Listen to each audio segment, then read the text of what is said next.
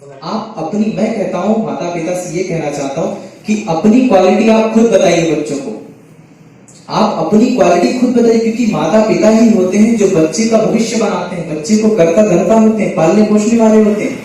और अगर आज अपनी अपनी क्वालिटी नहीं बताएंगे कि माता पिता मैं ही तुम्हारा करता धरता हूं, मैं ही तुम्हें पालने पोषने वाला हूं, इस संसार में कोई दूसरा तुम्हारा पालन पोषण नहीं कर सकता, तुम्हें कोई नहीं बढ़ा सकता।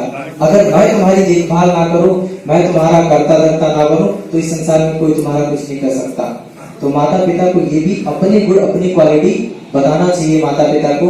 और सर झुकाने से अच्छा है अपने गुण बताओ और आने वाली पीढ़ी को ये भी बताओ कि कोई संसार में तुम्हारा चलाने वाला नहीं, मैं ही तुम्हारा जो भी कर सकता हूँ कल्याण कर सकता हूँ। तो माता पिता की सेवा करना बहुत अनुत्तर पद बताया गया, भगवान ने कहा। और भगवान ने कहा भी माता पितृपठानम पुत्र दारस्य संगो, माता पिता की सेवा करना और पुत्र स्त्री का भरण पोषण करना ये बहुत उत्तम मंगल है। भगवान ने कहा जिस घर में जो माता पिता होते हैं, जो व्यक्ति होता है, पुरुष होता है, अगर सक्षम होते हुए भी माता पिता की सेवा नहीं करता है, वो चाहे 4 पुत्र हो चाहे अकेला ही पुत्र क्यों ना हो, अगर सक्षम होते हुए अपने माता पिता की सेवा नहीं कर रहा है तो उसका दुर्गति का बहुत बड़ा कारण है, बहुत अवनति में जाता है, उसका कल्याण नहीं हो सकता कभी भी। तो माता पिता की सेवा करना जितने भी हैं सभी, आज जरूरी नहीं सिर्फ बेटों के लिए, लड़की लड़की दोनों की सेवा करना माता पिता का कर्तव्य बनता है। तो अभी बंदी जी भी हैं, इन्हीं से भगवान ने एक उदाहरण से बताया कि जैसे महासमुद्र है, समुद्र सबने देखा, समुद्र में अथाह नहीं लगाई जा सकती, एक किनारे से बैठो तो दूसरा किनारा नहीं दिखता है, देखिएगा।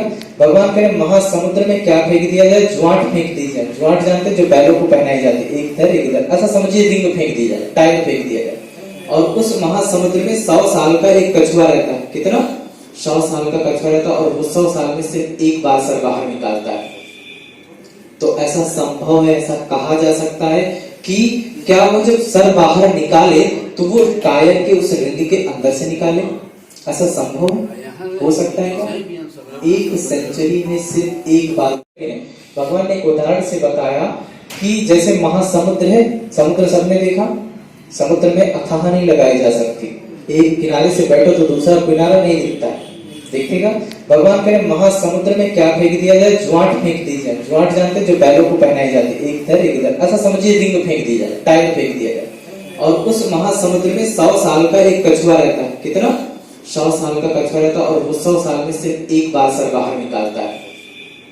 तो ऐसा संभव है, ऐसा कहा जा सकता है कि क्या वो जब सर बाहर निकाले तो वो टायर के उस रिंग के अंदर से निकाले, ऐसा संभव हो सकता है क्या?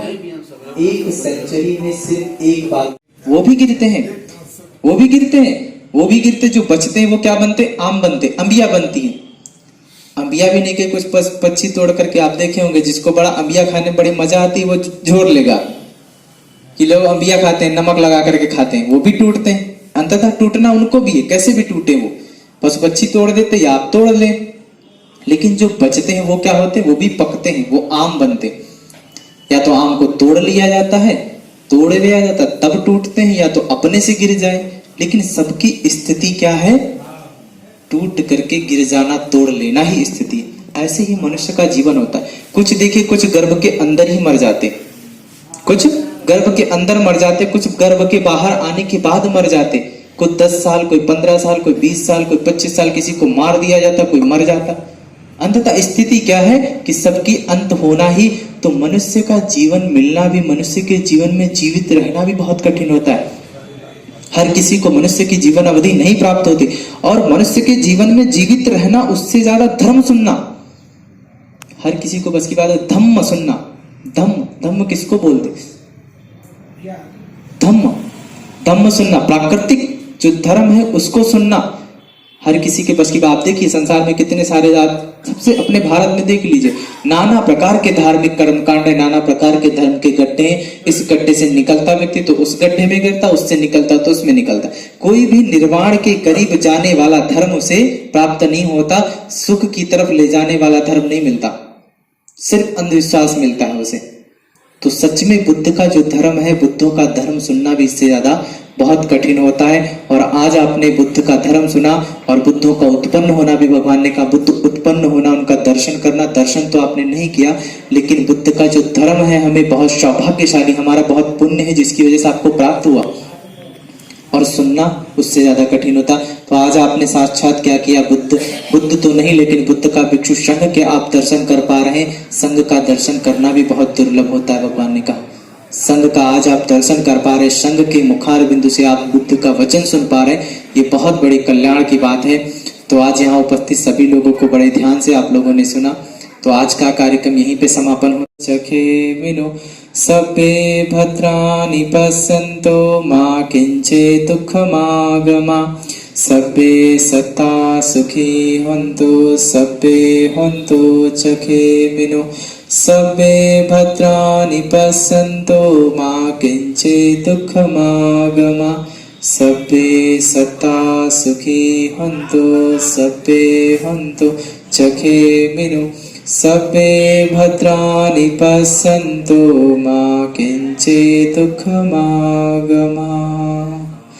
साधु साधु साधु। ठीक है।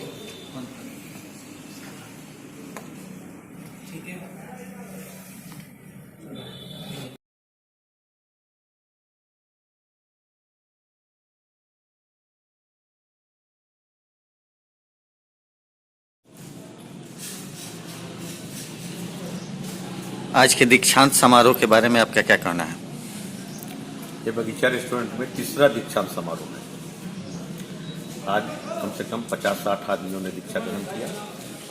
बेसिकली ये प्रोग्राम तथागत के मूर्ति को अधिष्ठापित करने का प्रोग्राम था। उसमें दीक्षांत समारोह भी जोड़ा गया, जिसमें कुछ लोगों ने दीक्षांत समारोह में भाग लिया, दीक्षित हुए। 100-200 आदमी आए, जिसमें 50-60 आदमियों ने, सभी जाति के लोगों ने दीक्षा लिया।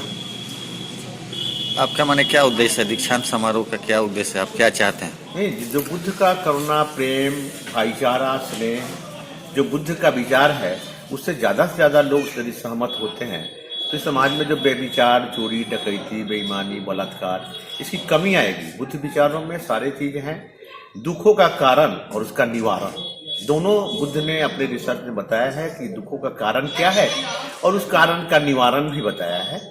तो कम से कम ये तो समाज में भाईचारा, प्रेम, सहिष्णुता जो है वो अमन चैन कायम रहे, इसके लिए बुद्ध को ही लाना। वर्तमान समय में बुद्ध के संदेश का कितना महत्व है? बहुत महत्व है। ये हमें युद्ध नहीं चाहिए, बुद्ध चाहिए। ये सारी दुनिया ये चिल्ला रही है युद्ध नहीं, बुद्ध चाहिए हमें। तो हम भी चिल्ला रहे हैं कि भैया हमें युद्ध नहीं, बुद्ध चाहिए। सारे दुनिया के हम साथ में हैं और बुद्ध की नीति युद्ध नहीं चाहता, इसलिए इनके विचार सर्वोत्तम हैं।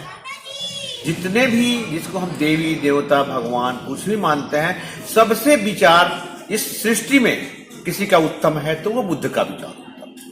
चाहिए प्रतिमा यहीं पर स्थापित रहेगा कि हाँ, नहीं, ये बगीचा रेस्टोरेंट के मेन गेट पे स्थापित होगा। मेन गेट पर रखने का उद्देश्य है कि लोगों में एक जागृति जाए, लोग समझें बुद्ध के बारे में, जाने किनकी मूर्ति है, बुद्ध की मूर्ति है, फिर वो जानेंगे। जब जानेंगे तो मानेंगे। बुद्ध ने कहा कि मेरी बातों को पहले जानो तब मानो। बाकी लोगों ने कहा कि जानो नहीं, जो लिख दिया है मानो। बुद्ध ने कहा कि वैसा नहीं, पहले मेरी बातों को जानो, या किसी की बातों को पहले जानो तब मानो। ये विचार इनका अच्छा लगा। पहले जानिए, उनके बाद तो मानिए। नहीं अच्छा नहीं लगे तो नहीं मानिए। बस इन्हीं सबके सिद्धांतों के साथ ये चंपारण से बुद्ध चले थे और पूरे दुनिया बुद्धमय है। और निश्चित है कि भारत 1-2 साल में पूरा बुद्धमय हो जाएगा दुनिया का। यही हम लोगों का उद्देश्य है, पूरे भारत को बुद्धमय बना दे।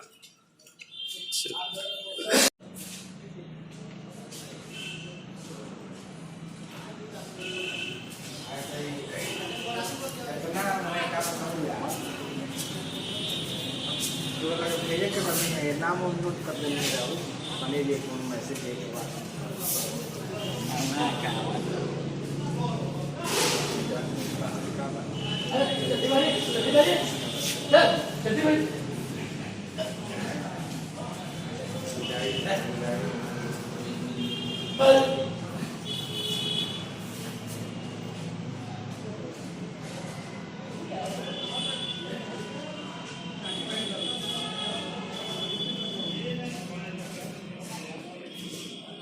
खाड़ा ना खींची अगर रखे के बा ना तो खाड़ा खींची खाड़ा ये खड़ा खींचबे न करेंगे।